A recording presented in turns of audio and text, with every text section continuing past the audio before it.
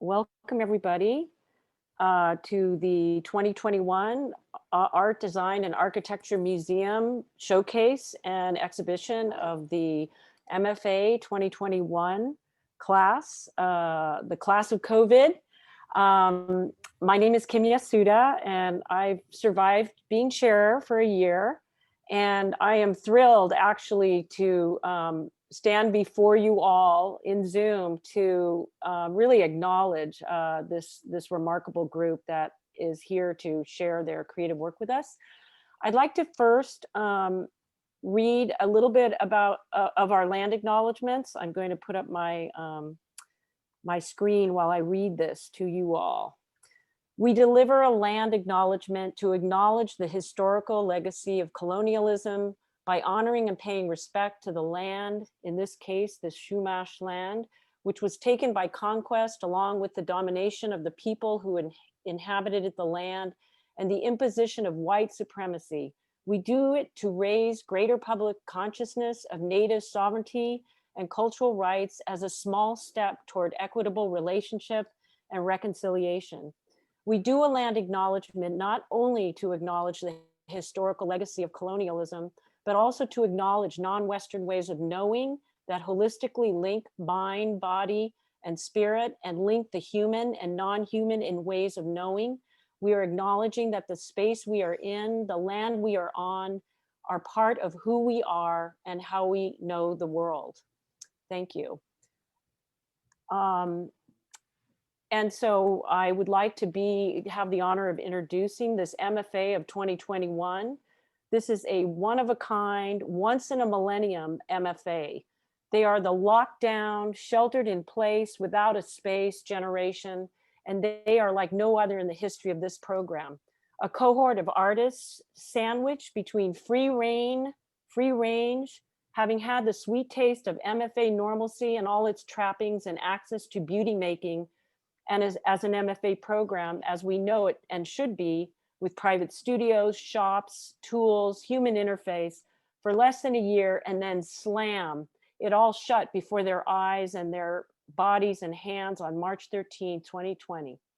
Their case is not at all open and shut, rather one that has been suspended in shut mode indefinitely for exactly 1 year, 2 months, 13 days, or 441 days and 5 hours without any means of production or space whatsoever, other than dining tables, kitchen sinks to create, make, and animate as any all MFAs should. And did they create anyway?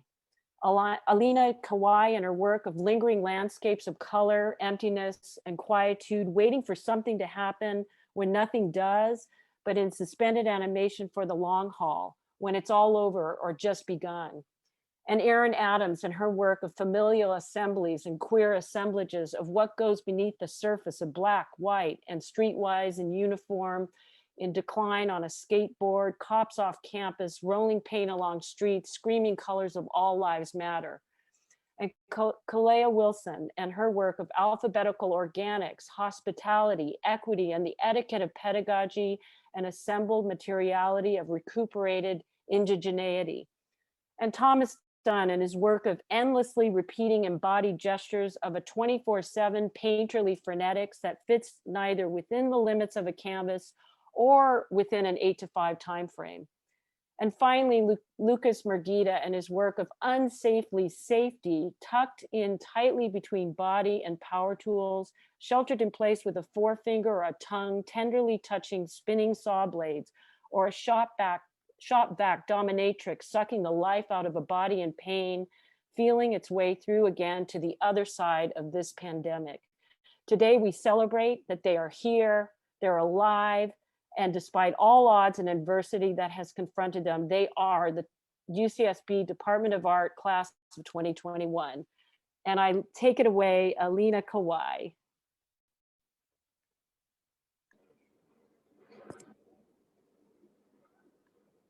All right, thank you, Kim, for the introduction. That was great. My name's Alina Kawai, and I will start with my presentation. So, let's see.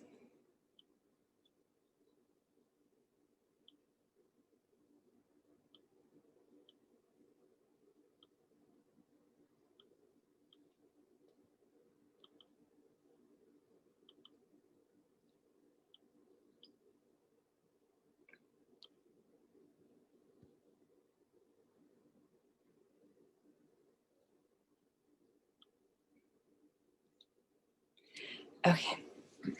So again, my name is Alina Kawai, and to start this presentation, I wanted to start with this general idea I have about my work and how I kind of linger around this idea.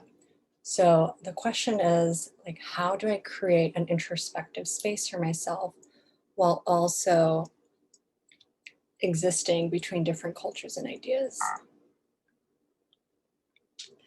And that brings me to talk a little bit about my background. I was born in Hyogo, Japan, in a small town named Ikuno. And that is a photo of my dad and I during a omatsuri. And then that is a photo of my mom who moved to the US from the US to Japan. In 2001, when I was in 5th grade, my mom, my younger brother, and I moved to the US, and we lived in Honolulu, Hawaii. And that was a very difficult transition because I had to say goodbye to all my friends, family, and all the things that I knew.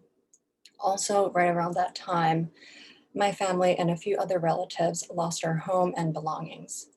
However, living in Hawaii became very comfortable and my new home there.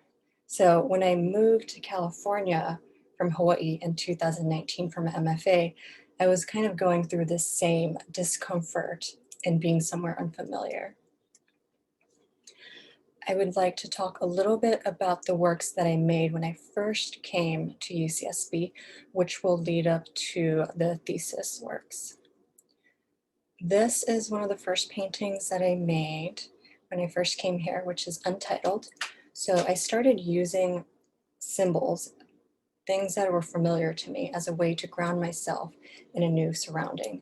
So the image on the right is this small stamp that I made. It's about 1/4 the size, and then I kind of work that into the non-representational imagery.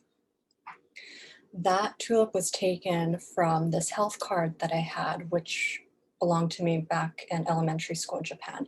And this measured how much weight I gained, lost, or if I stayed the same, depending on the color. And I find this very unique to Japanese culture and semiotics, like in the way that something like a flower could mean something totally different. And it was also this metaphor for myself to measure how far I've actually come. Another thing that I noticed when I came out to California was the change of seasons. And I came out here around fall. So I got to see maple leaves and the ginkgo leaves change color. I did get to go to Japan and see these, but not as often as I would like to. And this was bringing kind of nostalgic memories. And the image on the right is a ink and charcoal drawing, which I turned into a zine titled Aki, which means fall. This is another painting that I made.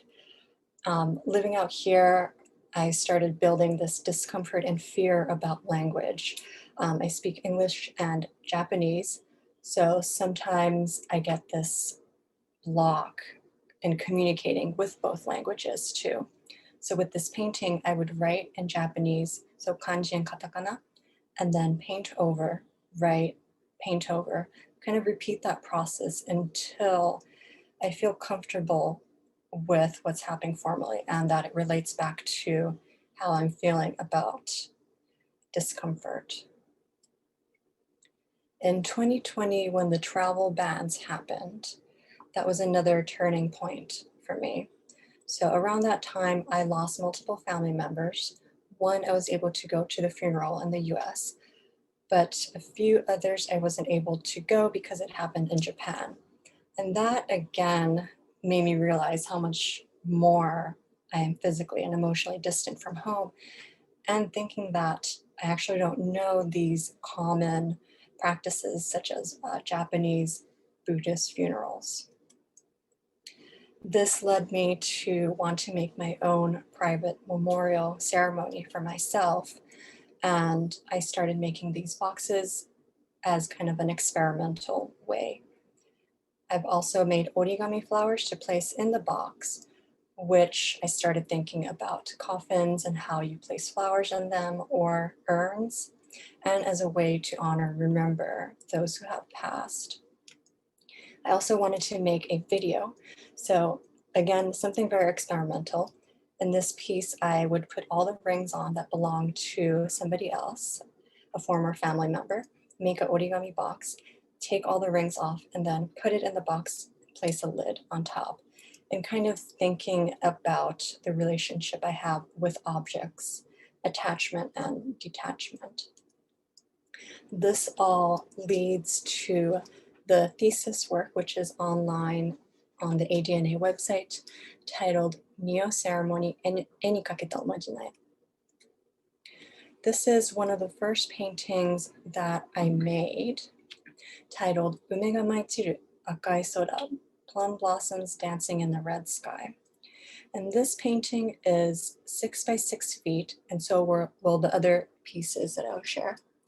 And I wanted it to be this size because I imagined if somebody were to see it in person, I'd want the viewer's perspective and peripheral to be filled with the work. The images I use on here are plum blossoms that I've taken from monyo, which are traditional Japanese symbols and patterns. So the plum blossoms lay on top of the non-representational imagery.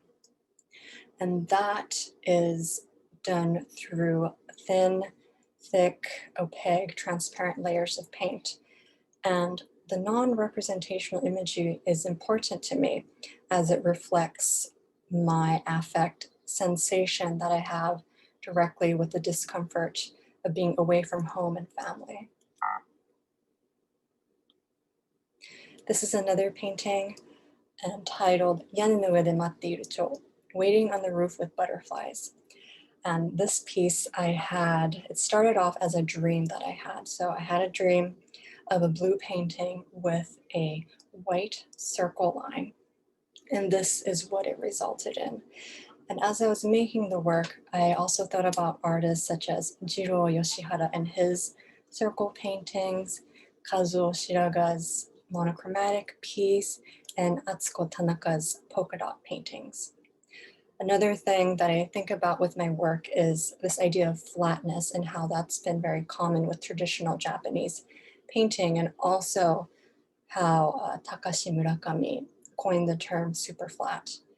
And thinking about how my work fits into that is with these symbols that I use, which are done very graphically and flat, lay on top of the non-representational part of the painting.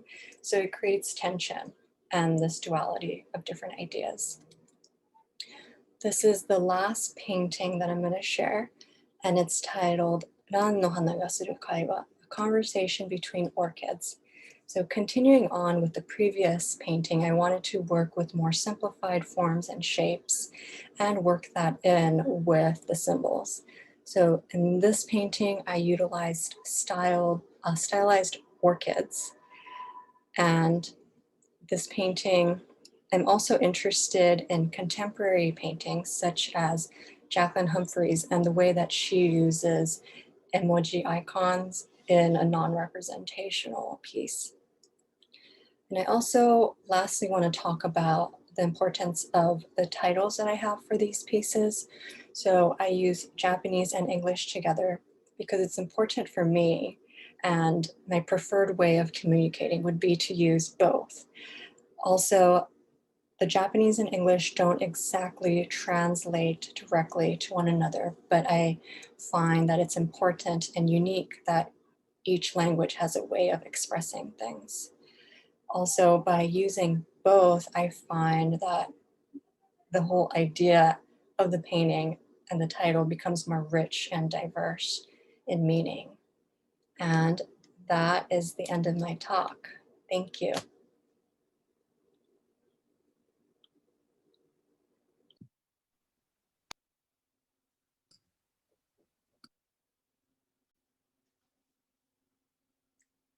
Thanks, Alina. That was great. Is everybody hearing me okay? Great. I'm going to screen share then. Oops. Had a little issue coming up here.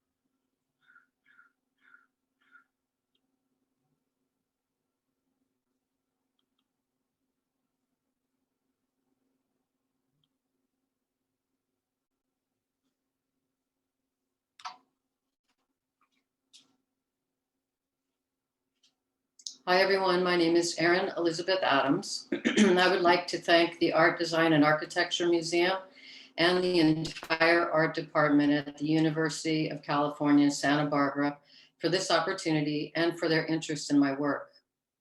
I am deeply grateful for my family and friends and for their love and support. It is this community that sustains me. The underpinnings of my work are autobiographical in nature and relies on my experiences in family and community at its core, especially with my sons, Spencer and Jackson, pictured here. Subjects of identity, gender, queer culture, chosen family, race, social justice, COVID-19, and aging are content that comes up frequently in my work and that informs my art practice.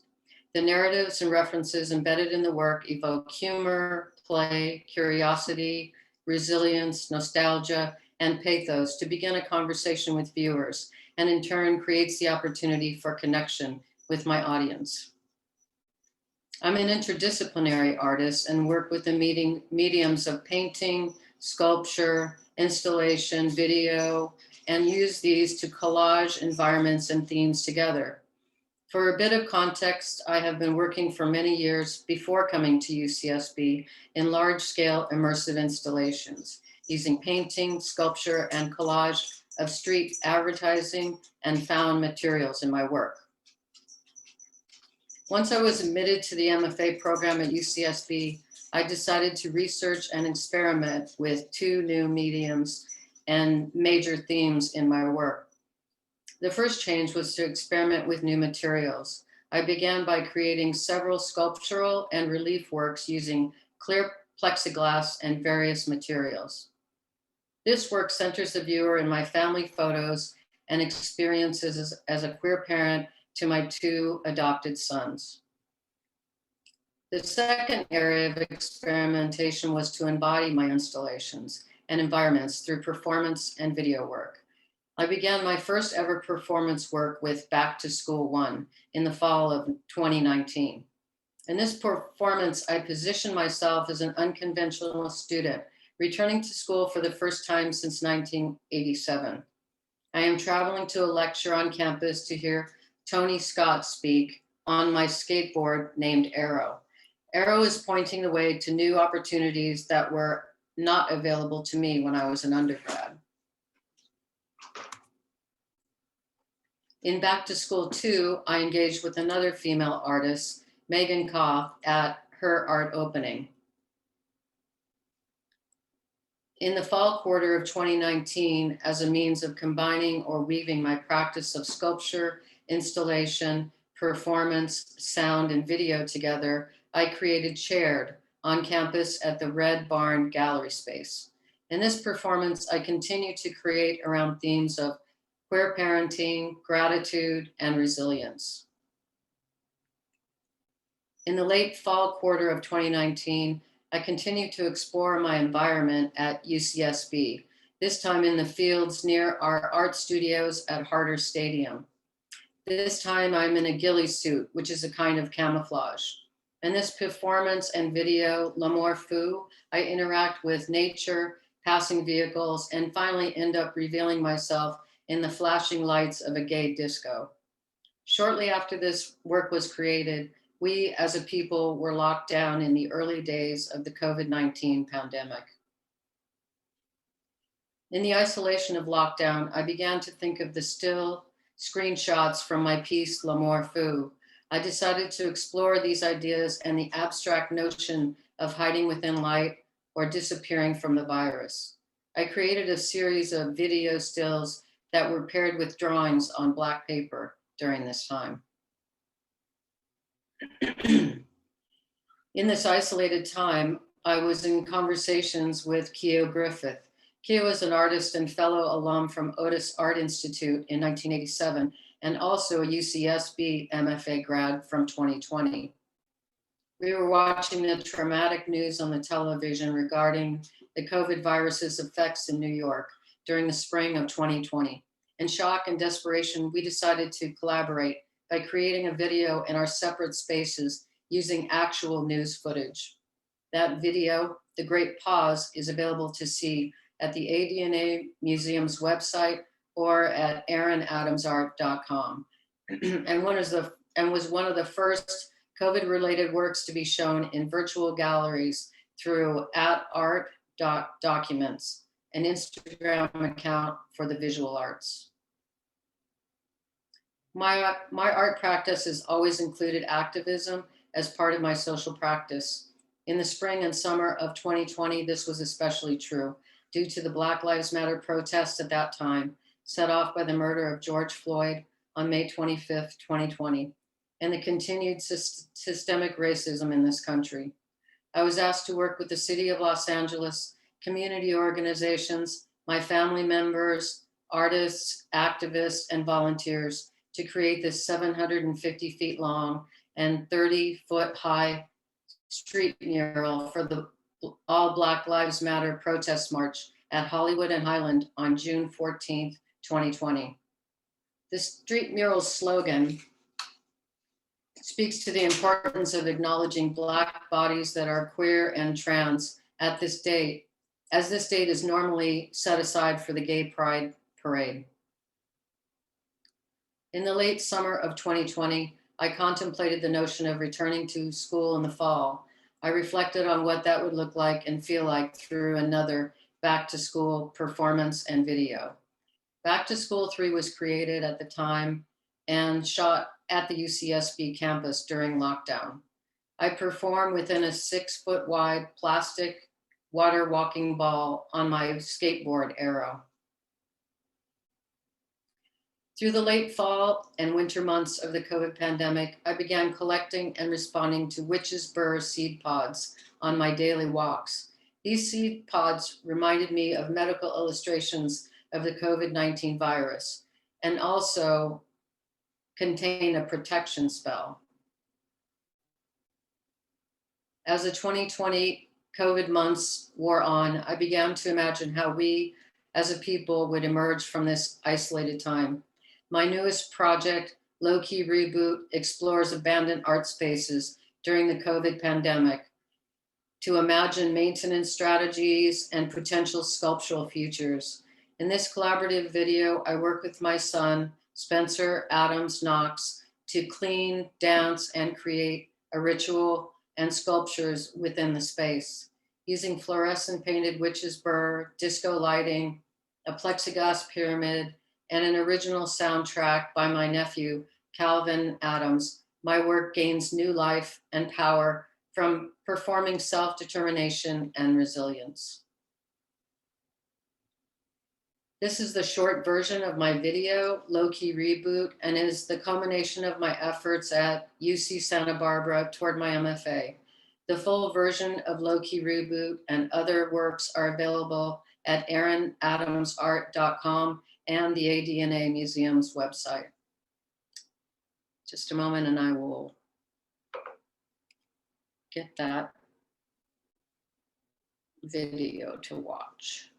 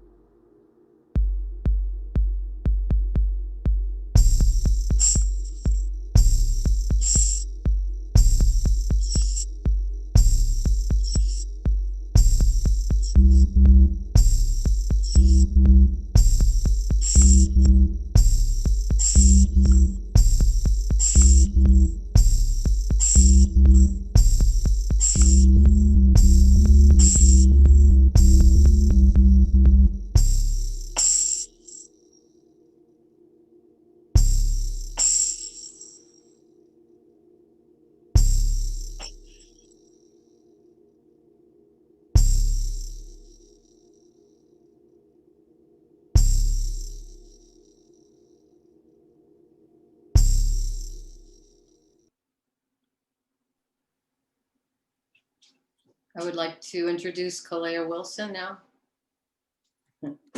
Thank you so much, Erin. That was beautiful. I'm going to try and follow it up as best I can. You got this.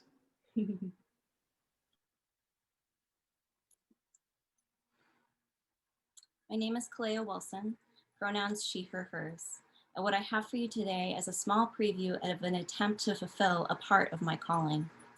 As an artist, I believe that these shift and change as we progress in our endeavors, and mine continues to pull me deeper into the embrace of its fibrous, billowy, and softly sewn arms. This is my fiber calling. I arrived to this university. I have spent my time in this program endeavoring to know what it means to be a part and participator of the UCSB's art department. The space has changed from an in-person to remotely operated journey. And with that knowledge in mind, I present a hurried timeline of the ideas that I have endeavored to realize through many thresholds of previously unknown materials and manners of making. In my art making practice, I specifically select impermanent and fragile materials, and their inherent ephemerality causes the objects to degrade over time. These fleeting gestures force the viewer to confront the fragility and the brevity of the lived experience. I utilize these materials to endorse my belief that our interactions with art are precious, fleeting, and sacred. The compilation of materials used within these works of art is familiar and relatable to the spectator. They feature paper, thread, and found objects that we engage with routinely, such as our mail, clothing, consumable products, and DIY projects. Through my recent collages, painting, and video work, I attempt to unify these disparate media to create an amalgam of gestures ranging from mark making, hand-stitched patterns, and needle-pricked mappings. By combining physical object making and digital video performance, I further investigate the engagement of domestic objects, recycled materials, and archetypal maternal narratives. I both wrestle with and submit to the practice of creating connections within the fiber callings of reclaimed materials, woven impressions, and gestural movements. They help me uncover the mystery that shrouds the complex landscape of an abstract artistic assemblage. This pairing of words is a method or entry point into my work, an artist statement. Another method is through the quotes that inspire me. I am often fueled by these in both my artwork and life practice. Here is one of my favorites from our drawing professor, Eric Beltz. And take heart in the fact that your road, no matter how complex it might become, starts with a very simple gesture. Here are some of mine. My first solo show at the Glassbox Gallery. This opening installation was titled The Fragility of Skin, and it speaks directly to the experiences of the women in my family who taught from a young age to live and make and speak creatively. This homage to my maternal great-grandmother, Lois Ann Hatton, would provide me with a foundation for further investigating my roots and heritage and research of how the previous series I had entered grad school with was born. I learned some excellent but hard lessons from this show. Led by Dick Hebditch, this first critique is a precious memory for me, a space to explore my research more deeply and be guided by my peers into the complications that arise from using materials, words, and definitions that need to be considered deeply by an artist before displaying them. I believe that there are very few moments in our lives as artists more full of tension, fear, excitement, panic, and growth than that of an artist critique. Unlike some, I was very fortunate to have a few friends discuss and even play with mine, like this lovely Megan Cove pictured here, and to drive 15 passenger vans for Helen Toshin to LACMA alongside TAs like Thomas Deckinger. These are the folks that I have grown alongside in my art making practice and skill sets as an educator. I found myself inspired by an earthy ocean elegance and intelligence that surrounds the landscape of the UCSB campus. I would go outside and take my ink and drawing pad to create quick and rough sketches of the trees that I walked by each day. Running my hands along the sands of the shore as I walked on the beach, collecting the eucalyptus tree skins that shed along the sidewalk, I began to develop an interest in the plant-based architecture surrounding me. How a being's biology leads them to grow into their shape, and how we both emulate and destroy it by inserting ourselves into it. I found this nature speaking out to the humans it lives alongside in both its life and its death. This earthen wisdom becomes a kind of map to me, and I endeavor to chart these assemblages along the walls of my studio. I wanted to combine plastic, fabric, and inky lines together and draw out further ideas between the merging of our collective waste, what we consider trash, and how the reanimation of objects can be brought to the surface once more through the minds of creative artists. I called this series my alphabet series. I felt it was a method of learning to create a language between myself and this graduate landscape. It also became a means to commune and communicate with my still new surroundings and make sense of them in a way that I could not do before. I wanted to continue working to create pieces that use these insights I was having, so I applied to GlamFA at UC Branch in Long Beach. This collaborative effort provides UC MFAs a platform to create an artwork together. I was paired with an artist named Tiani Sun to make a collaborative mixed media piece, and this is the result of our efforts featured here. What I did not anticipate was that this platform of showcasing artwork, working in person with other graduate students, having studios at Harder Stadium, and open access to facilities on campus would come to an end. It was abrupt, it was painful, and I still believe that the break it established between the previous second years, my cohort, and that of the newer first years is still felt. I took a photo of Lucas Margita's last in-person crit that Spiffy and Colin Gardner hosted for us. I snapped an image in a sentimental moment. I saw a collective group of individuals lined against a wall to establish a commitment, a love, towards an action we keep choosing to show up for and create. It brings to mind a quote I was introduced to this quarter by Colin in our readings of Deleuze. Love signs are not the signs of worldliness. They are not empty signs standing for thought and action. They are deceptive signs that can be addressed to us only by concealing what they express, the origin of unknown worlds, of unknown actions and thoughts that give them a meaning. Since I have relocated to my hometown, I have made myself take daily walks. And on these walks, I can't help but look at the ground floor even more than I do perhaps at eye level. Being conscious of this has led me to be more in tune with my surroundings and how subtleties such as the sound, the brightness of the day can shift our attitudes and behaviors, which then influence our outward selves. I decided to map my journeys, to measure them, recreate the color schemes I was seeing, and explore the patterns of geometric images that I would stare at during virtual meeting after Zoom meeting each day. I found myself once again submerged into the hand-fabricated worlds that I have been born into. From hand-stitched embroidered images, yarn afghans, and quilts, maternal creativity lavishly landscapes the environments of my childhood homes. To push to create artworks that spoke to my current interests and ideas, I decided to reimagine the contexts of these quilts. The studio space that I had access to at the time simply would not allow for any artwork to be made more extensive than a 16 by 16 inch surface. I consider the watercolor paper I use a replacement for fiber materials I had initially intended for this project. The insertion of a fiber into watercolor paper serves as a symbol of compromising the designing method and will hopefully become achievable in scale and medium at a future date. Encouraged to use these quilted studies as fuel for what I'm currently designing and filming now, these influential traces appear in my newest series of video performances.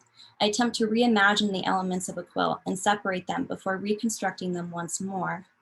Their sounds, construction, and material are all stitched pieces of a journal entry that speak to my current feelings towards the motions of life now and how I feel making during COVID times. These mobile assemblages are my efforts and endeavors to craft artworks using reclaimed materials. I continue the pursuit of understanding further the ties between the craft and fine art world and its varying levels of influence on one another. Speaking through the act of hand movements, finger plucking, rhythmic swaying, and gesture making, I aim to create a language, a means of providing an otherwise stationary object the allowance to express, emote, and establish an experience of reading a creator through nothing visible but the hands, torso, and arms. This break from reading facial expressions we see over Zoom, FaceTime, and other such platforms allows for an easy investigation.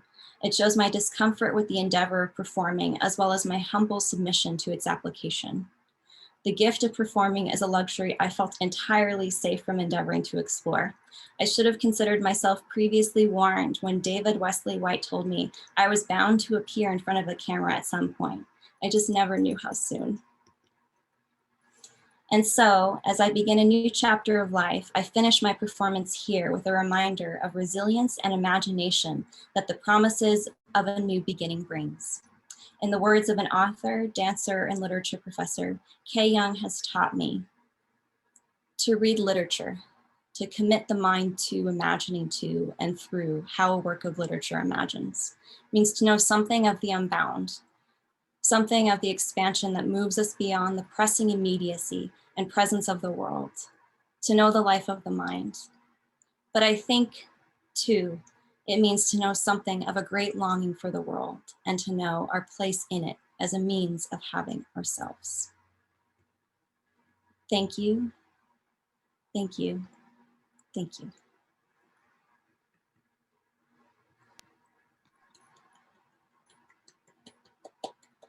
And Tom's next. How are we doing, guys? Thanks for that. That was great, Claire. Thanks very much. It's cool. I'm just sharing my screen. Give me a second. You can see that, right? It's working? Yes, we can see it. Excellent. Okay. Yeah, so I'm a painter.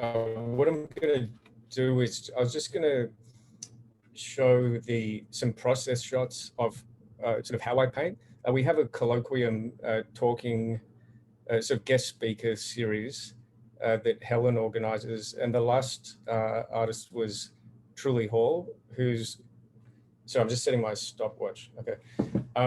Who's a really great artist. I've been a fan of hers for a while, but her talk was especially good. And she was talking about putting together a book that had, pictures of her studio. She showed us her studio through Zoom, and also drawings and how they related to other works. So I've sort of done that a bit here. I'll take you through it. So this is the first painting I did. This is obviously studio shots, so they're kind of in process. I just want to talk about how I actually do the paintings. There's a George Condo quote I really like about painting that I want to read. George Condo says, "There's no guideline to the unknown." He's talking in reference to his painting. It is a path cut out in the wild with a machete, looking for a clearing and hoping to arrive at a destination. That, I believe, is the point, to arrive at your destination. It may be on the other end of, so I'm reading my handwriting of it, of the other end of any logical equation, which finally makes sense only some number of years later, or finally does not make sense in the end, but remains the ultimate ending, the finished painting. So this one is about Mr. Squiggle. So this is a picture from, I'm Australian. This is a TV show I used to watch as a kid. And this character, Mr. Squiggle, people would send in squiggles, children would send in squiggles, and he would draw on them with his pencil nose and turn them into drawings, often upside down. And you have this kind of grumpy blackboard figure. Anyway, so I kind of riffed on that for a painting, because I realized it's a lot how I make images, kind of making a mess and then sort of deciphering imagery from it. This one's a bit different in process because I'm introducing found imagery. Usually it's all sort of derived from the subconscious, but this is in reference to that. Yeah, so this is my more regular process. So this is on the left. So the paintings kind of start with just sort of improvised, just, kind of sort of riffing, if you like, or making a mess and then kind of deciphering things and then building them out is how the process works for me. So on the left here, you have the very raw under beginnings of a painting, and then I'm mixing it up. So on the right, you have a still of a finished area. So this is finished painting on the right. This, I got a little carried away because I was sort of inspired by the Truly Hall. She had this sort of mashup of different, so this is a bit of a mashup of some different stuff. So you have a studio shot. Let me get rid of this, hang on. Yeah, so you have a studio shot, and then this has progressed a little more, and then you have stills from that. So I'm really into the kind of the chaos and mess of painting itself. It's kind of how I sort of arrive at images. Hang on a sec. Shit. There we go. Yeah, so here on the left is the the very beginnings of the painting. And from the start, I never know what anything's going to be. And then in doing it, you kind of, you decipher things in it. So you can see the early, hints of things that might become, and then I build them out. And this process often happens. So this is from the same painting. This is a section on the right that's finished. And then this is from my notebook, because often I can't always do the painting in real time, like have an idea and do it. Often I'm working on a lot at the same time. They're oil paintings, so you have to mix up. You can't just jump from one to the other as much as I might like. So often I have this shorthand where I'm making a lot of decisions, and they don't make a lot of sense when you look at them out of context, but they're almost this strange kind of hieroglyphics I have. So I'm looking at the paintings and then making decisions about what may or may not happen to them, and then kind of build them out. So yeah, I'm going to talk less about what it might mean because I'm not always certain, but I'm really focused on the process. By the way, I'm not actually graduating. I'm going to do a third year. So, I'm sort of I haven't wrapped things up yet. I'm kind of still in the mix of things. Yeah, so here you have sketchbook in the middle, and then some, bits that were fed into the painting. So I'm sort of into this idea of the kind of noise of a painting, and then you feed information into it, and then things happen, and then often the images spill into other paintings. It's this sort of cycle that happens. So yeah, and that's a finished painting. And the reason I do it as well, because often when I'm painting, because we're quite large, I'm working in a certain area of it. So my whole field of vision is sort of what I'm working with at the time. And then there's a different layer when you step back, and they have to kind of make sense, or maybe not make sense, but they have to kind of work overall. Yeah, and this is another painting. So these are all paintings that are in the show. But I wanted to show the sort of initial mark makings that happen that then become, sort of evolve. I'm really interested in the idea of imagery evolving. And then some stills from the finished painting. This one has a kind of theme you can see of toenails painting themselves, almost this orgy of toe painting kind of happening. Yeah. So again, I'm looking at this painting on the right. Actually, the one on the left is never mind that one. Yeah. So again, you can see initial gestural mark making, kind of attack it, see how things land, and then almost like clouds, you'll notice, because you see images if you look in clouds. So this is kind of my process. Yeah, and then again, these notes that perhaps don't make a lot of sense by themselves, but often I'll go through the notes and, cross things out or test them out. Like often I'll look at my own notes and they'll have ticks and crosses, like I'm almost evaluating the ideas to see if they're going to work or not. And you'll see here, so this figure here is something that was incorporated into there. And then again, you step back and you have the finished painting. So obviously I'm trying to make a lot of imagery work in the same space. I kind of like that. Yeah, again, same formula. So starting on the left here, and then improvise images. So you'll notice a lot of the imagery is determined at quite an early stage, Sorry. Okay.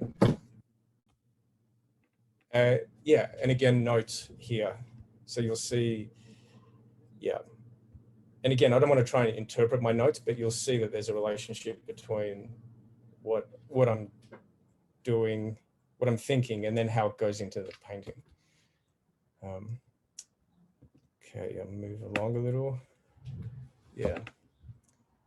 So again, the same painting, different close-up sections of it. I've been looking a lot. A lot of Dick Hebditch writing. I've been doing an independent study with him at the moment, and he talks a lot about. He's written a lot about music and improvisation, and also static. I'm interested in the idea of frequencies and static. Oh, I should have mentioned that with the Mr. Squiggle stuff. You'll notice the the TV fuzz, the static. I'm really interested in that because I used to stare at that as a kid and then sort of make images out of it. And I forgot about it. And then I did it later on in my adult life when I was high and watching TV, and it kind of came back to me. And I sort of, so that's what I'm trying to do. I'm trying to create static and then decipher images from it. And then from that static, it gives ideas that I'll introduce into it. And those things can come from the real world, like in this case, dandelions. And then you have, and then from that chaos, you know, in these little, so these are small details from the same painting that you see there. This is one painting that I did. It's in the show. I didn't put it, I don't want to talk about that one. Last night I was putting this together. I'm not sure that the one in the show is actually finished, so I'm going to avoid that. And here, black and white, obviously. So these are the last ones I did in the studio. And you'll see here, give you an idea. So, and this is the blackboard. I should have mentioned the blackboard from Mr. Squiggle, because he actually speaks and he's very grumpy and he's always saying, hurry up. That was his thing, because the squiggles go on the board and then he's always sort of annoyed. And I hadn't thought about Mr. Squiggle for a long time, but I was painting and I thought I heard Blackboard's voice in my head saying, hurry up. And I thought that was interesting. But you'll see here, see how I don't know what's happening in this one yet on the right. And then I thought maybe there was a face in there or something happening, which didn't come to anything. They went in a different direction. Yeah. So I just wanted to kind of show the relationship between the ideas and the sketches and how they kind of get fed into the paintings. So this is what I'm working on at the moment. Obviously the studio is closed. So those black and white ones are the last ones I did in the studio. And now I'm doing these small works on paper with acrylic paint, which I'm really enjoying. There's a lot of freedom in acrylic paint that I've, you know, you don't really get with oil and you're sort of dependent on a lot of stuff. I've killed my stopwatch, sorry. I think I'm nearly done, but oh yeah, I'm just going a bit over. So yeah, I'm actually thinking now of making these into some sort of animation. I've had a number of people mention that before and I was sort of resistant to the idea, but now I'm starting to try and develop, because I have a lot of these smaller works on paper and I want to somehow work it into kind of, well, actually have an idea of an animation I want to make. Hesitant to talk, it doesn't always go that way. It'll probably turn into something else. I don't know yet. But at the moment, it's all about, yeah. Oh, and it sort of came from, this is from the painting I showed previously, the last one in the studio. It has this moon figure with rain clouds and it's rowing. So now I want to kind of see if I can do that in an animation sequence. So I'm kind of trying to figure out how animation works. And I think as I'm going back next year, I know that Laurel and I think Shana and a few people offer animation classes. So I think that's what I want to do next semester.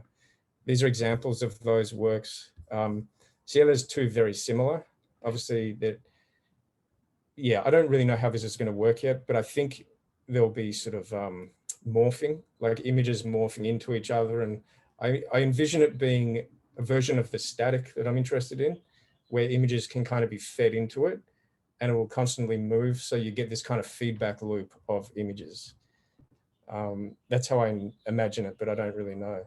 So there's this thing of repeated, you know, painting something again and then it changes, and then painting that changes. So you get this natural morphing that happens anyway. And I'm hoping that that will sort of translate into some sort of animation, but I'll figure that out as I go. Yeah. And then also just one last thing, then I'm done.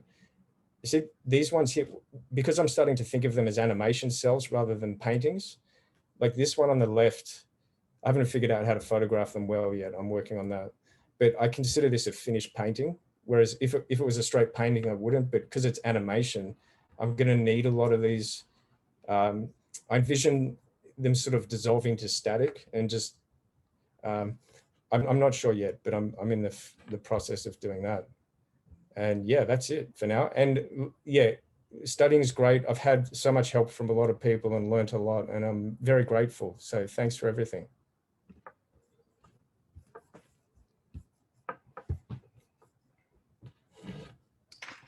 All right. Thank you, Tom. That was fantastic. Always great to see your paintings. And I'm the last to go, so thank you all for sticking around. And then we'll have a short Q&A when everything is done. So there's a tab at the bottom of the Zoom. You can type in a Q&A question. If it's for a specific person, feel free to say it's for Alina or Tom or whomever. But we'd love to have your questions. And with that said, I will share my screen, and I'm going to share a video. Actually, before I do that, bear with me a moment. Share screen.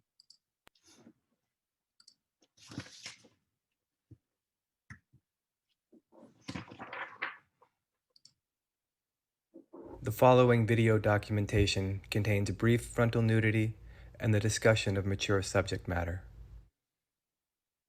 Hi, my name is Lucas Mergita, and my thesis is entitled Safe. Graduate school and the global pandemic have provided me with the opportunity to explore 3 conceptual themes for my thesis: the fetishization of safety, the use of tools outside of their intended purpose, and the creation of intimacy of, by, or for oneself. Although I've been researching these themes for many years, studying at UC Santa Barbara has allowed me to examine them in nuanced detail. Since 1999, I've been using my employment as research to inform my art practice. Often my work manifests as performances, installations, videos, photographic documentation, viewer interactions, or social practice. Regardless of the medium, I endeavor to create situations that provide audience members with the opportunity to experience very private moments in very public situations. Thematically, my projects address ideas of service, perception, liberation, privacy, power, and labor by utilizing the underappreciated aspects and roles of human existence, such as furniture, locks, teachers, or service professionals, as raw material to craft my artistic experiences. I have worked professionally in roles such as a cabinet maker, fine dining busboy, locksmith, and yoga instructor, and mined these job skills as a platform from which to produce artistic work. Most recently, from 2011 to 2018, I worked behind the scenes helping to produce adult bondage and fetish movies as a full-time hourly employee. The practices showcased in these movies are often referred to as BDSM, which is the acronym that stands for bondage, discipline, dominant submission, sadism, and masochism. As a worker in this industry, my job title is often referred to as an engineer or a rigger. This entailed constructing or assembling the bondage in which models would be restrained in during the filming of the movies. This role encompassed many different tasks. However, my most important responsibility, and the topical concern of my thesis, was to create safety for everyone on set, with the primary emphasis being placed on the safety and well-being of the model who would be in bondage. Strangely enough, despite the fact that I had never been a practitioner or enthusiast of BDSM prior to this employment, all of the disparate skill sets and conceptual research that I've been developing over the first 35 years of my life converged structurally within this one unique job. When I arrived at UC Santa Barbara, I spent a lot of time reflecting, examining, and defining on my own terms how to situate my role as a worker in this very complicated context. To do this, I created the term sex laborer. I created this term because it allowed me to make a distinction between myself and sex workers. Sex work is a job and an identity that I deeply respect and has been adopted and championed by a lot of people that I love. I make this important distinction between sex worker and sex laborer because although some people view my role in the production of fetish movies as sex work, others in the sex industry disagree because I kept my clothes on and because I rarely appeared on camera. However, there have been other times in my life that my work in pornography has been treated with judgment by people outside of the industry in similar ways to the judgment that is sometimes placed onto sex workers. This placed me in a complicated situation that I needed to come to terms with and find a safe place to situate and contextualize my experiences from. Complicating this matter, I, unlike almost all of my co-workers, never assumed a stage name or what is referred to as a porn name in an attempt to shelter my identity. I did this because it felt disingenuous to participate and examine adult films as research and then try to hide the fact that I was doing it. Although I stand behind the ethics of this decision, This transparency places me in a precarious social position that required me to define an identity as a worker that seemed honest, while also firmly situating myself in solidarity with sex workers all over the world. My primary goal for graduate school has been to determine if and how I might be able to ethically make art inspired by this research as a labor in pornography, as I'd done in my other employment experiences, in ways that didn't objectify anyone. On a basic level, I decided to point the camera only at myself as opposed to pointing it outward and filming other people's bodies in representation. This was crucial to me because my role as a laborer in pornography required me to objectify other people as a routine part of my job requirements and expectations.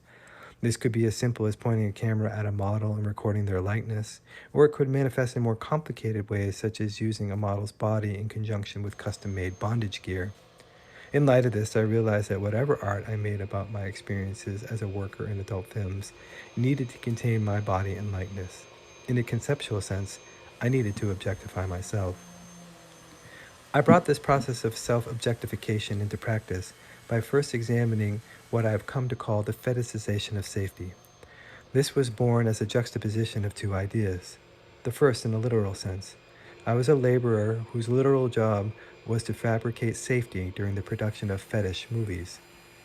The second source that inspired my thinking came from a documentary film made by BBC director Adam Curtis called The Power of Nightmares. The documentary attempts to examine the world in the aftermath of the 2001 destruction of the World Trade Center in New York City. Curtis's main thesis dissects the conceptual outcome that permeated the United States' subsequent war on terror that mobilized a specific type of proactive thinking that is sometimes referred to as the paradigm of prevention. This sort of rationale requires leaders to, in Curtis's own words, look into the future and imagine the worst that might happen and act ahead of time to prevent it. He asserts that we have come to fear the worst about things that may never exist, and the leaders with the most polarizing and terrorizing visions of the future, however implausible and unsupported by data they might be, have become the most powerful. To examine this idea of the fetishization of safety, I deconstructed the uniform that I would often wear on set while producing the BDSM movies, consisting of a black zip-up jumpsuit, black orthopedic shoes, and black nitrile gloves. I needed to reconcile on my own terms that no amount of protective gear was ever going to create the impermeably safe barrier that I fetishized, and that the more safe I made myself, the more incapable, impotent, and at risk I became.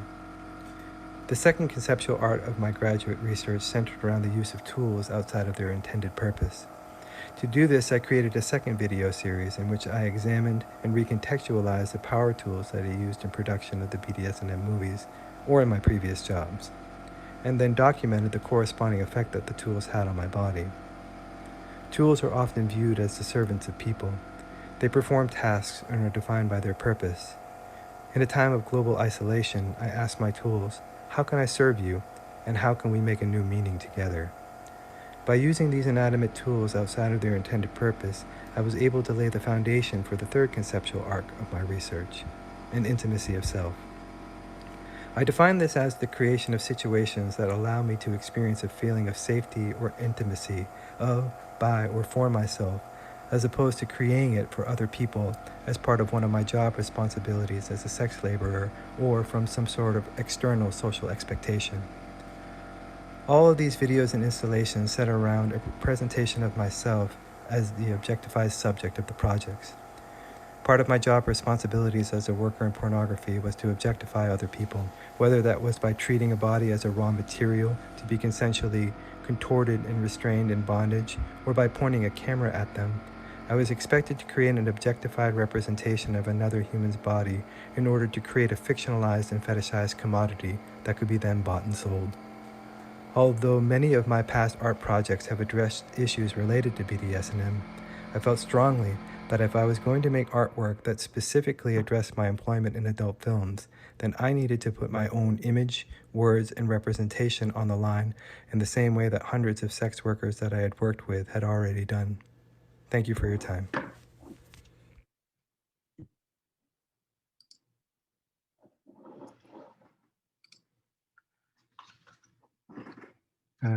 Thank you. I just want to thank a couple people real quick before we move on. I'd like to take a quick moment to thank the ADNA Museum for hosting our exhibition, in particular Sophia McCabe, Menet Dogu, Sylvia Perea, and Colin Gardner from the Department of Art for all of their hard work. Also, special thanks to our fellow MFA students, Danny Kwan and Kevin Clancy, for helping us to facilitate this event. I would like to thank my mom, brother, friends, and family for being part of my art practice for many years. In particular, I'd like to thank Jennifer Locke for generously spending a lot of time to help me flesh out these ideas. I would also like to thank Heath Pennington, Constance Penley, Heather Berg for helping me out and helping me sort out some of the initial thoughts I had regarding the intersection of labor, pornography, and representation. Also, special thanks to the entire faculty and staff of the Department of Art, in particular my thesis committee, Kim Yasuda, Kip Fulbeck, Shauna Moulton, and Jenny Storkin from the Department of Art History. I'd also like to thank John Spiek and Tracy Gayer from the Grand Central Art Center and the entire city of Santa Ana for giving me an opportunity and for believing in my practice. I wouldn't be here if it wasn't for their support. Special thanks to all the undergraduate students that I had the privilege of working with over the past 2 years. Your hard work has truly made this experience worthwhile. Lastly, I would like to thank all of my friends that were or still are sex workers. These projects are dedicated to you and the sex workers all over the world. Congratulations to my fellow MFA students, and thank you all for coming. With that, we're going to open up to Q&A, and I believe Danny Kwan and Kevin Clancy are going to help us facilitate that. All right, that was amazing.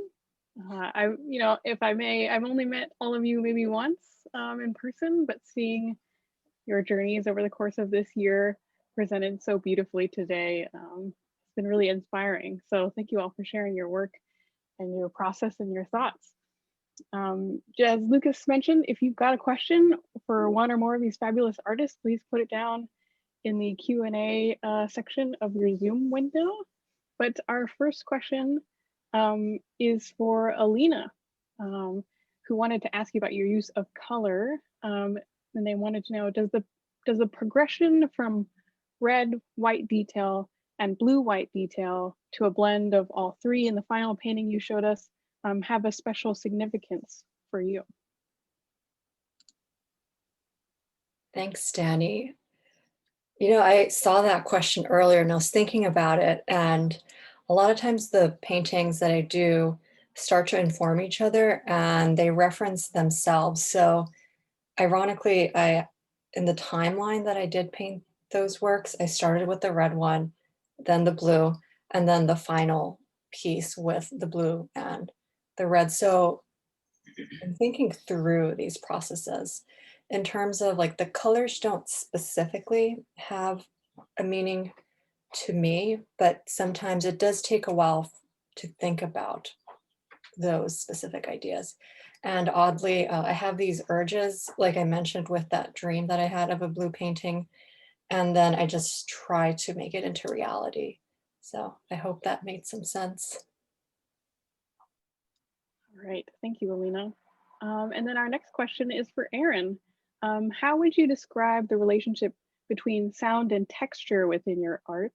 The two elements seemed to almost be battling for sovereignty at points throughout Loki Reboot. Yeah, I kind of agree. I feel like there is a tension between wanting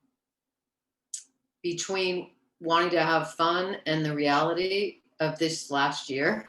So it's the struggle of needing to do work and having it be twice as hard, and also being willing to do that battle for having fun to win, which hopefully it kind of is starting to win a little bit right now. So, I mean, I hope that makes sense, but yeah, that's what I'm thinking about. That's awesome. I love that answer. Okay, and then let's see, we have a question for Kolea, who had a comment in first for just to say your presentation was beautiful and poetic. Your art is full of weaving, interweaving, connecting, yet also seems touched by a deep sense of an appreciation for the delicate, the fragile, the fragmented. Can you say more about this duality? Yeah, I feel like the moment where a lot of us, or I guess, the first years when we were second years, it was like this breaking moment And I feel like when if you enter into graduate school, it's also a breaking moment. And there's this really beautiful like tension that's so uncomfortable, where you are beginning something new and moving into something that's going to be rather permanent, and then, you know, eventually ends. And I've really tried with my artwork to create a story. I'm really interested in working with quilts. A lot of the women in my family have worked with so many different like fiber, yarn, and just thinking about how things degrade over time. We're never meant to live or experience something. It's supposed to be for a moment.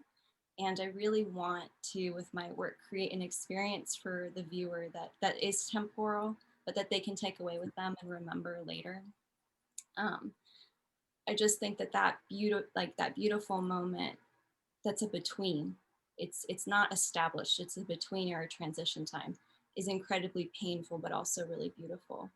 And I'm still trying to find those connections in different ways.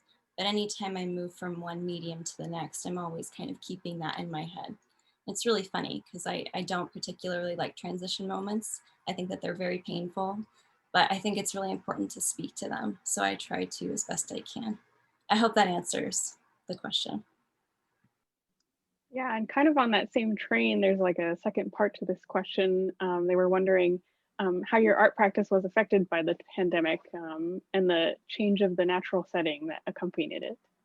Yeah, you know, I didn't want to work small. I don't enjoy working small. I don't like working small. And having a very big studio that was so much fun. I think like a lot of us like had so much fun in these really big, large spaces. And then thinking all the possibilities of like how big I could go, what other installations I could do. I was starting my time off here, like really ramping up for those moments. And I really wanted my my thesis show to be almost like fantastical in a way. But I think Keo Griffith put it really beautifully. He told me that, you know, this time has been a moment to pause and to look at what we have in our lives. And if we don't really like it, it means that we've created or established something that we have to work with. And I really didn't like small things. I didn't enjoy them very much. And I wasn't a huge fan of colors that weren't very earthy either. And thinking about the relationship of like Keo's words to the textures and mediums I was making, I really pushed myself to look at my life and where it was at and work on those things I wasn't comfortable with. And that's what I think I would say the biggest part of my transition from in-person UCSB Harder Studios to home life and everything that I've known for a long time. That's been my work. I think we could all relate very much to that. For Tom, Tina was wondering how much of your painting process is evolution and how much of it is painted toward the form that you're working with. Yeah, I think, well, you know, evolution produces forms as well. And I'm sort of interested in a lot of, doesn't it? Is that kind of what was meant? I think I like yeah, because I think forms do develop through evolution. And I like the idea of, you know, throwing as much as I can as a painting and then seeing what sort of survives, like, because things get buried underneath things. And and it is forms that evolve from it, you know, it's not like, yeah, so I think it sort of is about the evolution of forms. Wait, can I see that written? Hang on, I'm just going to, can you ask it again? Could you say it again? Sure, Tom. How much of your painting process is evolution and how much is painted toward the form? Yeah, I would say both. You know, it's not, you know, strictly about evolution, but I'm interested in evolution. And I think that some of those things can apply to painting. And even if they don't, it's sort of an interesting premise to work from, to think of it in those terms. And I'm a figure painter, so I do produce forms. Yeah. All right. And then Tina was also wondering, are the squiggle is a kind of ancient Greek chorus or an unconscious voice that directs the work that you're making. Yes, spot on.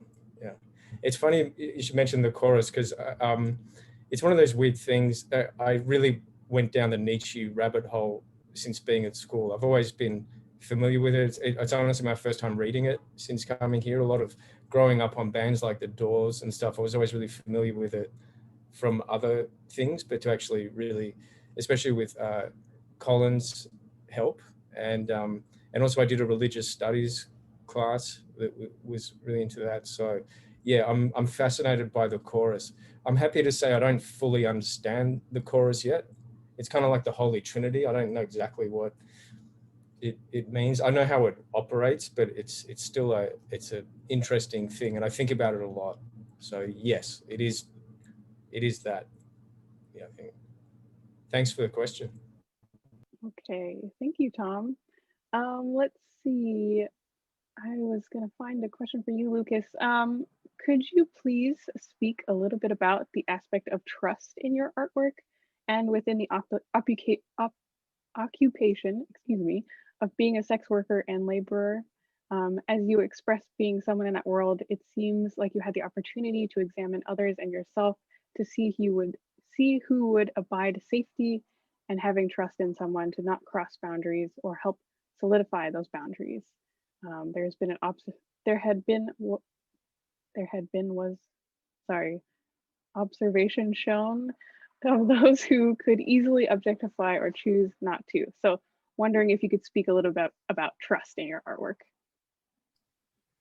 Sure. I have two different tangents to my art practice. One of them is what people saw today, which would be more traditionally based performative practice, performance as sculpture, body as sculpture.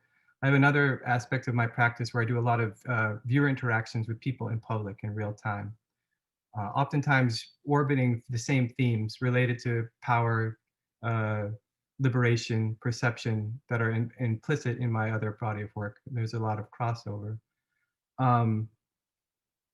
When I'm doing viewer interactions, the first thing I need to do is to create trust. And that is endemic across all different disciplines in general. And I think a good artist, regardless of the medium, can escort a viewer to a trusting situation in some way. And I think that's, for me, I mobilize that through honesty. In these particular pieces, I mobilize it through the honesty of my body. There's no like tricks, there's no camera angles, there's no effects.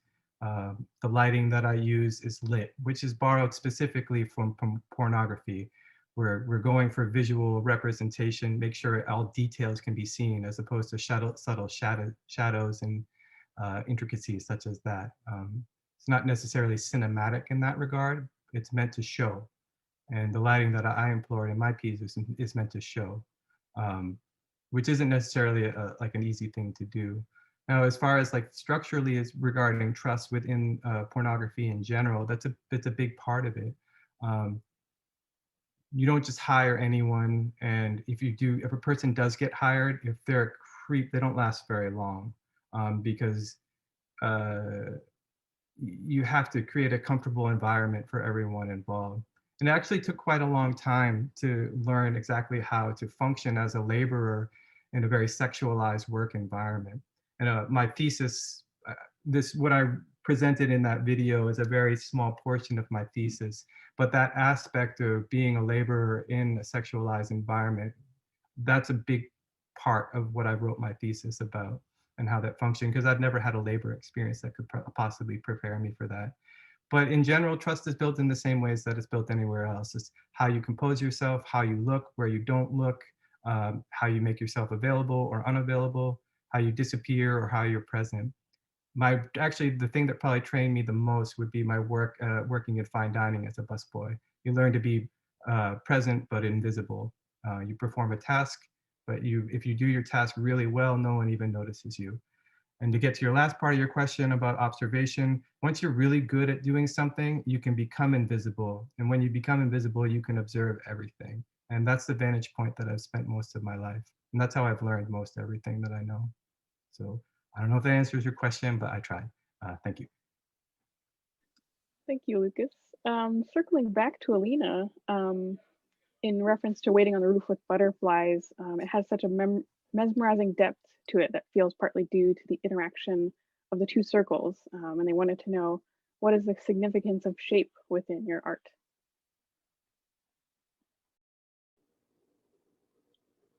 Again, I guess thinking about shape, they evolve from different paintings too, but when I guess I had that dream specifically for that painting, you know, it was about a circle. And then the painting itself, while I'm working, kind of evolves on its own. And shape and form, and thinking about how like Japanese writing works, they're almost, you know, they're taking from Chinese writing originally, but they're almost like hieroglyphs in a sense that it means something from this abstract shape. But for my paintings, at least the recent ones, I'm interested in more simplifying that and starting to create a quiet space around it, and not necessarily making it biomorphic or anything, but letting it exist on its own in the painting. So. All right, thank you, Alina. And for Kolea, Tina was saying, I observed that some of your pieces are grid compositions and other works that are more direct landscapes, references, or have large open spaces with densely articulated linear or shape groupings. Could you comment about these choices between your compositions, how you make those choices? That is such a Tina question. Yes, Tina, I can. So I have been looking at grids and squares for, I don't remember how many days that Kim had mentioned, but it has been like over a year now. And I really wanted to kind of talk about like, what is it like, you know, to put someone in like a rectangle or a square and to like know them.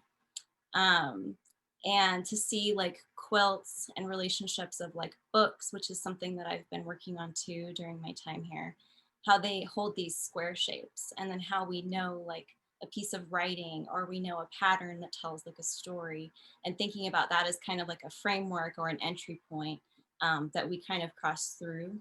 So even another example could be, you know, we've gone through a year, and like Danny had mentioned, we've met maybe once in person with these first years, and we've known them across a screen. And I was coming into this talk thinking like, it's so interesting how relationships are fabricated over these like geometric planes. And most of the artists that, you know, work here and other places, you know, we have like these boxes that we live in and these boxes that we make in, and then the boxes hold the artwork, and thinking about like all of these kind of like as moving in on each other, and how can I feature and show that in like intimate ways, but also just kind of ways that talk about like the studying of that. I really, really want all of these to kind of come off like studies, because that's what I think that they've been. And as I've transitioned across mediums, the squares have definitely been a part of my practice where you would know they were not before. So again, that's like a new kind of new thing for me to work on. I will not stay in geometric land, but that is where we're at for the present moment. Thank you, Tina. Thanks, Kolea. And we're back to Tom. Could you say something about the corporality / fantastical elements within your art? Maybe about how they seem to blend together at times. Yeah, well, I'm very interested in that sort of hybridity, you know, and something, I like the idea of having forms, but then they seem to collapse almost, or there's a, not tangibility, but there's something about them that can collapse into other images. I like to think of the way that the eye moves around things as well. I mean, moves around the picture plane. So you have things that, you know, you want to grab onto as physical and real, but then they sort of collapse, but they encourage movement as well.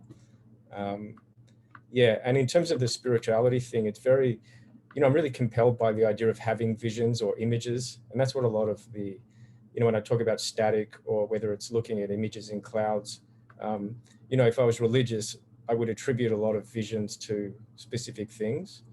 But I'm very interested in, visions for their own sake, if you like, or whether it be hallucinations or anything like that. Yeah, but certainly, it's funny because I'm just reading Dick Hebdige's article on the ducks. It's an article on an essay on Basquiat's work, and it's called "The Dark Side of Hybridity." And yeah, so it's a great question. It's certainly something I'm thinking about a lot. Yeah, and I'm sort of trying to write about it, things relating to that too. So ask me again next year and I'll have tighter answers. Kind of riding off that train, Tom, Max was wondering how important does your biography of the artist become for us as audience members in contextualizing your paintings?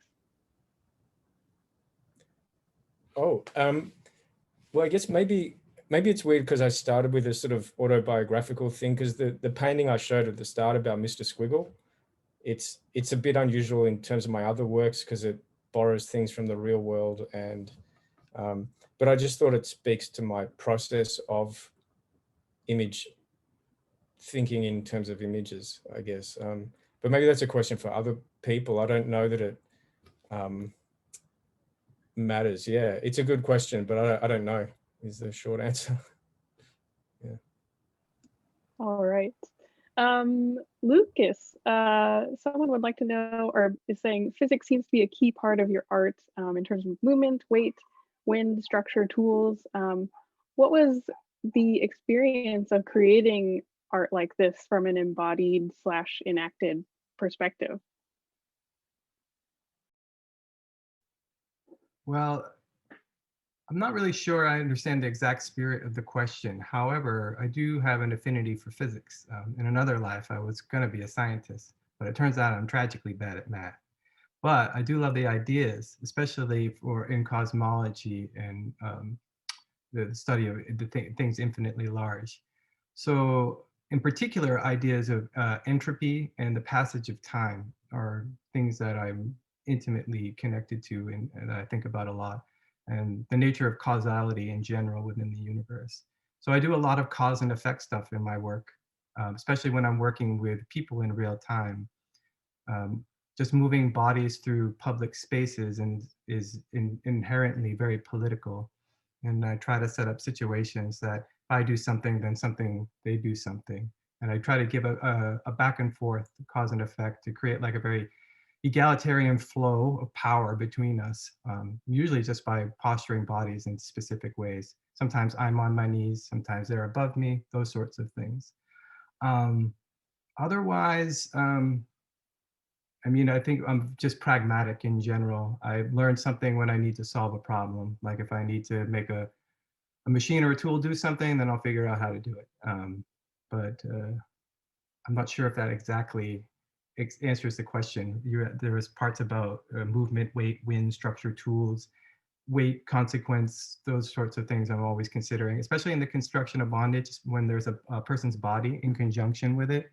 All care has to be considered, whether it's knowing and understanding the calculations about load-bearing structures or the difference between something that's just a weight or when it's in motion, because with angular momentum creates more force, which creates more need for stronger structural support, et cetera, et cetera.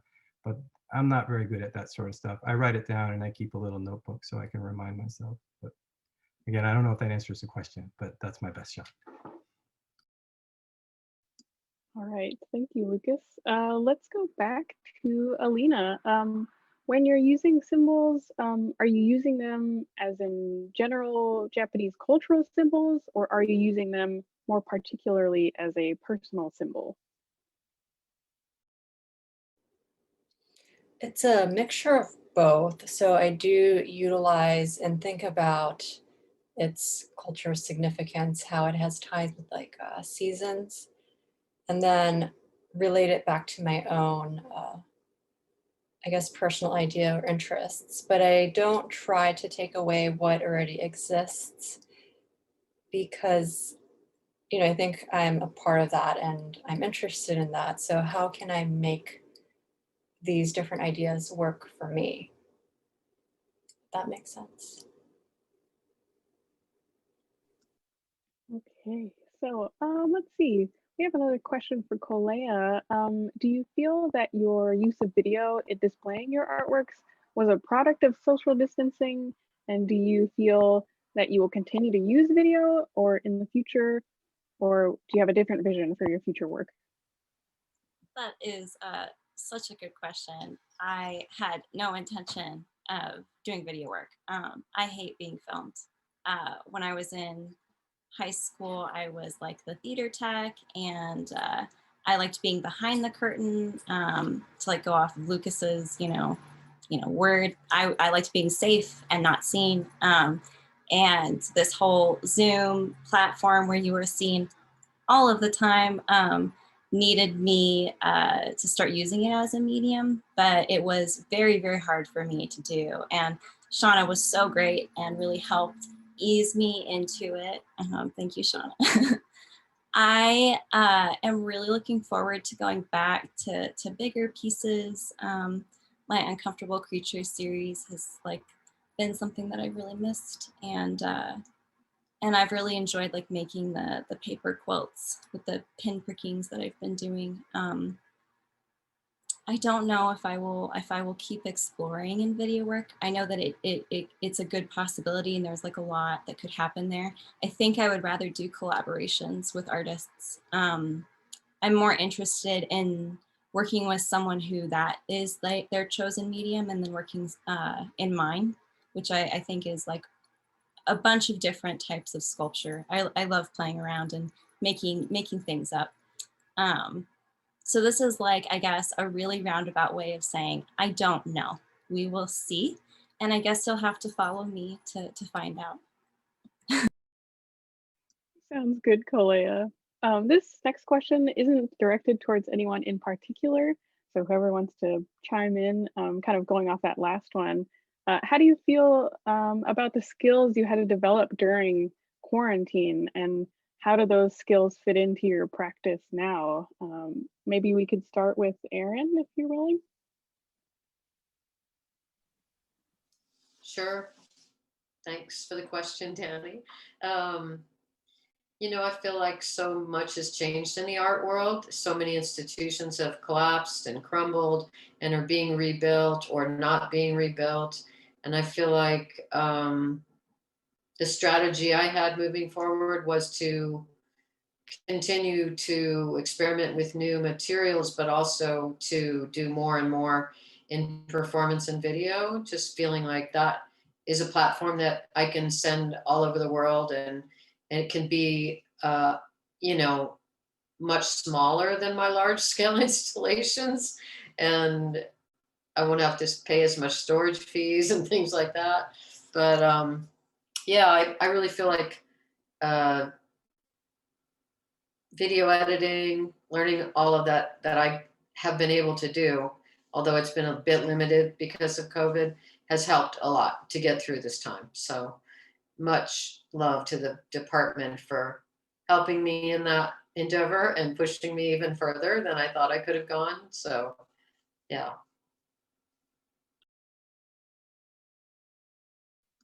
Anyone else want to chime in on that question about skills developed during quarantine? How does it fit into your practice now?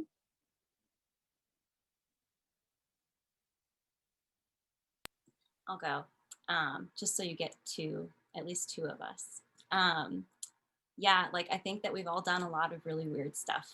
I think we've all had to change shot size, scale.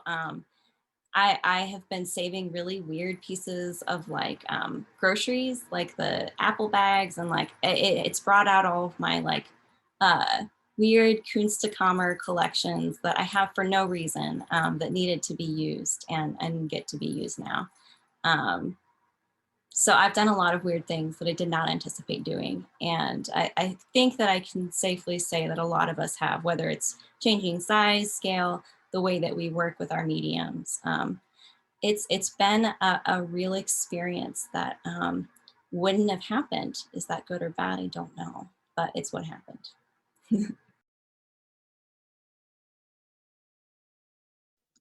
All right. Let's see, we have another question for Lucas from Jane. It seems like the isolation imposed by this year may have actually aided in the sense of terror or humor, but mostly terror in your work. Would you agree? Is there some part of this you would like to articulate? The isolation imposition, I guess is what she's referring to.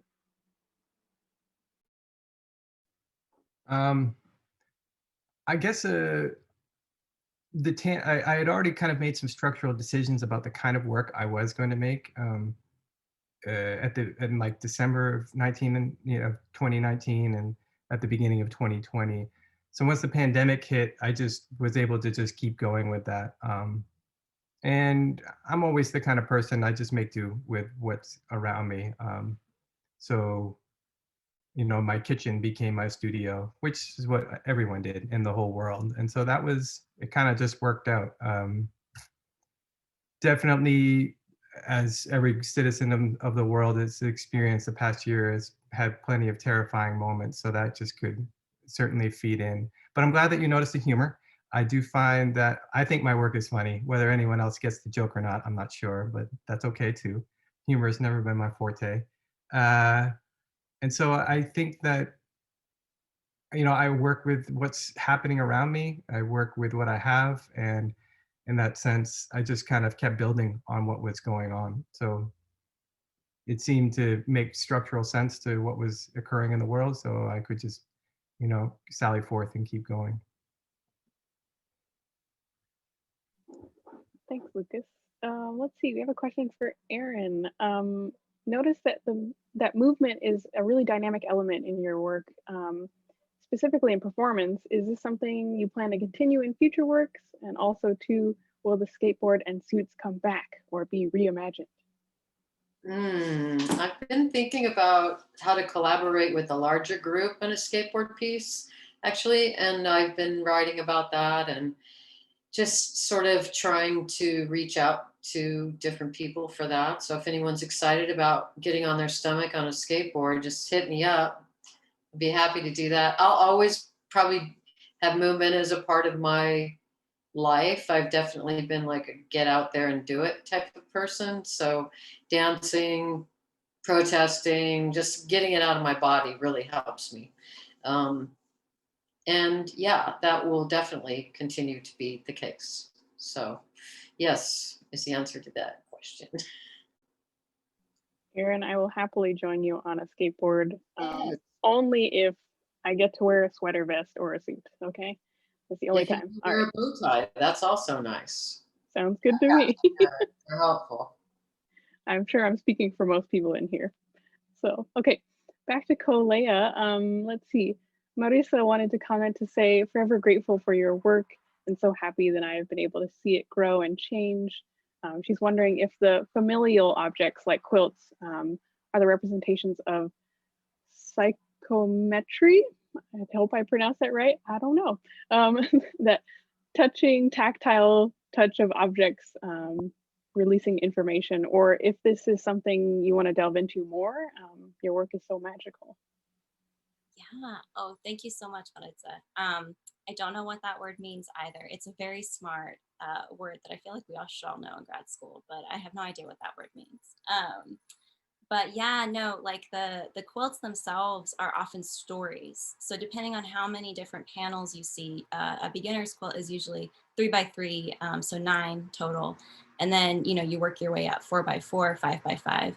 And I think that they kind of act as books that you can fold and like open again. And every action becomes like you participating with the artwork, which is something that I really enjoy. And I wanted like my thesis work to be more of. I wanted it to be more participatory, more like people touching and feeling what I feel when working with it, even if it doesn't feel the same way, even if they're like, oh, it's icky, gooey, I don't like it. Yeah, and so I really wanted, I'm really interested in how narrative works, and often the artists in my life have been women when it comes to my family. And I really have wanted to figure out like what my story is within a story that so many have had before me. And it's been interesting to just, you know, hear like the history and the reading of, and then mostly oral, I would say, for the women in my family. And there's always like a condition where they can't do what they want to do, and then they have to figure out how to do it. And I've written more about this in my thesis, but my great grandma in the gray house, as we used to call her, would work in the back of, it's a Hayward home. There's like there's 4 rooms. They used to fit 11 bodies, and one of those bodies was mine. And she'd work at a really small sewing table, and she would make our Easter dresses and like purses and teach us how to like stitch buttons. And this was her education that she was giving to me, and many women before have done. And I think it's really important to figure out how I can pass that education down and re-enliven it for a new audience. Cassandra C Jones, who Shauna Moulton brought, I think it was like last fall, no, maybe a fall or two before. She is reimagining quilts in a digital landscape, and I am like totally obsessed with them. But I think that quilts, at least for my own sake and my own part, are stories that still need to be told, and they're visual images that I'm still really interested in working with. So yes, I still want to work with them, even though I don't know what that one word means. All right, thank you, Kolea. We're gonna go back to Erin. This anonymous person said, I loved being able to see your new video performance and was especially drawn to the mesmerizing colors of the piece. I was wondering how the use of aesthetics played into how you made the decisions in your piece. Also, it seemed like there was a common thread to nightlife or disco in your work, and I was wondering if you wanted to speak to that. Sure, I'd love to. I think I'm constantly thinking of disco and or the intensity of light and the energy that comes from it as being a source of protection for me. It's kind of like a weird superpower or a place to hide in or something. So I guess I'm always looking for that kind of energy to ooze forth from my work, if you will. And I doubt if that would be changing anytime soon. I definitely feel like for a long time, the art world that I grew up in and did my undergrad in was all very black and white and very, somber looking. And I was just never feeling that way. So I'm in my moment right now. I'm feeling good about being able to, be out here in the world right now, or emerge from COVID, especially in that kind of like light. So yes, I'll be working with black lights and all different kinds of vibrant colors and as much energy as I can get going. I love that answer. Now I just want all of us to go to a disco. That'd be great someday, right? Okay. Okay, for you once again. Oh, go ahead, Erin. They're open again. I saw one last week and I was like, what is this? There were people dancing around in like small little bathing suit type things. Oh, Wow. Lighting, Erin, looks like you're in a disco right now. Like It's weird. These lights are coming from like my blinds blazing in. it's true. Okay, back to Kolea. Working with so many natural materials, do you consider the temporality / seasonality / decay factor in your creative process? I do. You should have heard all of the critiques I got for using natural materials. It was quite fun. And the museum doesn't have to suffer them through any other means than an image, which works really well. I do love seasons. I love seasons. I think that there's so much to be told in each one. And, to kind of comment off of what Alina had said earlier, like these like circles that keep showing up. I feel like that is one of my shapes, just kind of like coming back and being reunited. And even in a space of COVID, it's been hard to find like the path to like get to a circle again. But I'm really interested in trying to do that. I think that I believe that we all go through things for a reason. And there's a reason that, you know, our cohort was the one to get 6 quarters and just have 2 in person, you know, have 6 online, 2 in person. And there was a reason that, you know, you all first years will get to go and be in person again, you know, and this idea of cycle and seasons and things must end, you know. It's sad, but it also gives us hope. And I know I've done a bit of a tangent, but that would be the best way I can answer that. Kind of related, we have 2 other questions that aren't addressed to specific people, but one person was wondering if, you know, working in isolation mostly, there's this kind of a collective sense of becoming, and they were wondering if anybody wants to speak to that in relation to your experience in the MFA or your work. Yeah, go ahead, Tom. Can I turn the question back around? What do people mean when they say becoming? Like, what does that mean specifically? Does anyone know? Becoming what? The audience can't answer a question. Well, Danny, can you? Maybe you can think of it in terms of, you know, transitioning during this time or reflecting back on your journey. How have you become whatever you are now, right? Laurel was commenting, think of it both sides of a blur. Think of it as both sides of a blur, if that helps. Maybe Or it's like self-realization. like a lot of things go on inside a cocoon, right? Maybe it's sort of like that.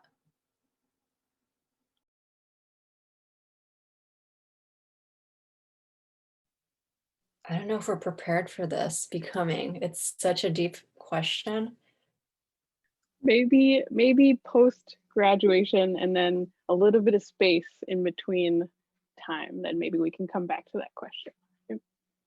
Okay, I think this is a nice one to kind of wrap up on for each of you. Maybe we could start with Tom. Rachel was just saying warmest congratulations to all of you, but what has been the most surprising and rewarding part of this MFA experience that you've had? Oh, there's lots of lovely accidental things that happen because there's classes that you hear about indirectly. Like some of the best classes I took were things that, you know, just other people recommended, or maybe I wasn't looking to take it. And you can sit in on classes even if you're not properly enrolled in it. So lots of things, there's lots of little patterns that happen. Like you hear about one class and you take it, and then it ties in nicely with something else. There's those things that happen, which are really, really nice and great. You get a lot of help. People help you, which is nice. And you get help from unexpected places sometimes. And it's not always the work that you might, you know, it's not necessarily people that do work like you that you get the best help from, which is really, really great. Yeah.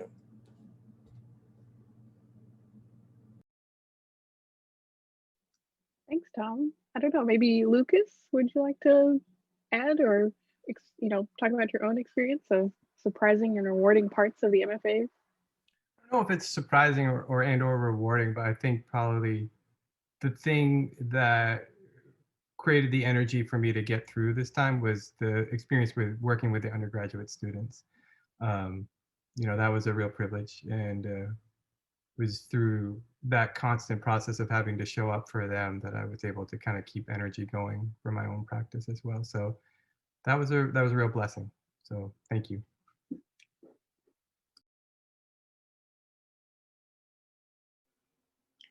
I started to think about what I might miss recently.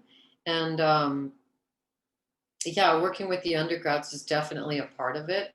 and how fresh-faced they are and excited about their practice and the possibilities. And just watching them like realize something is amazing to be in the room for. But overall, I'd say the things I miss the most would definitely be specific relationships developed over the period of 2 years, people that have mentored and didn't mean to. Definitely blown away by what Kim's been able to do over this incredibly traumatic time as chair. I want to thank you, Kim, for that. Colin also never fails to be enthusiastic and positive. Shauna's like a bright light, incredibly bright light, and so many more, you know, of the faculty. Helen, I don't know if you're still on here, but Helen probably dragged me kicking and screaming up the thesis hill, and Colin too.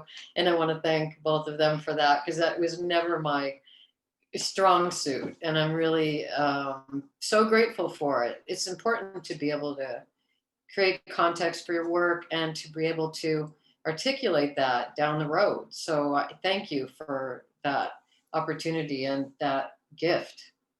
So.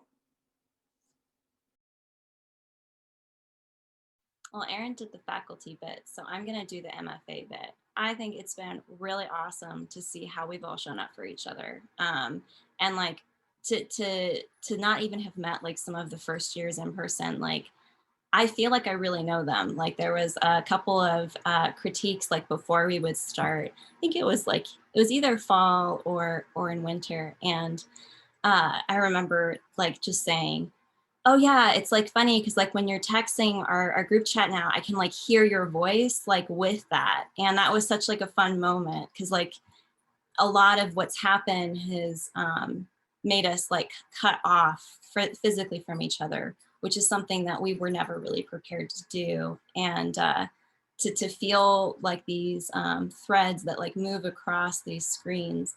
I really know these people, and it's really funny to think that like I don't know how like tall anyone is. I don't know, you know, like what they would look like if I went to the grocery store. But I know them, and I really cherish that. I think that, you know, we've landed really good groups, the second years who graduated, and then us, and then the ones who are incoming, and then whoever the next people are that are coming in. Like there's some really resilient people that are chosen for this program, and this program was hard to do. So kudos to all of you, and thank you for showing up in this journey.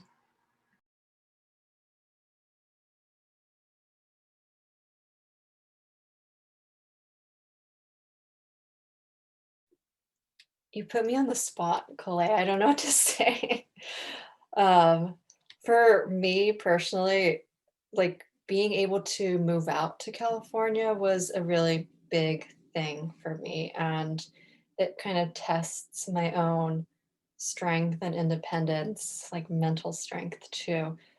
But I guess that was the most surprising thing. And, you know, I'm still working my way through all this and realizing that this isn't the final destination, and I know I still want to go different places and make art, and how that will ultimately inform the way that I think and the things that I make.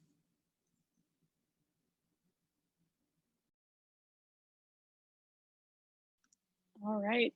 Well, I think that's all of our questions. So, but thank you all so much for all of your beautiful answers. And I don't know if anybody is concluding this or who I should hand it off to. Go for it, Luke. Alina? Danny, thank you for facilitating. Also Kevin for facilitating, and for everyone for coming. I think that might be all. Thank you to the AD&A Museum once again for hosting this, for a lot of sacrifice and hard work. We really appreciate it. Check out the new website. I wish there was a chat so I could post it. We forgot to do that and I dropped the ball. Crap. But thank you all for coming, and I guess that's it. Have a great night. We're done. Thank you. Congrats.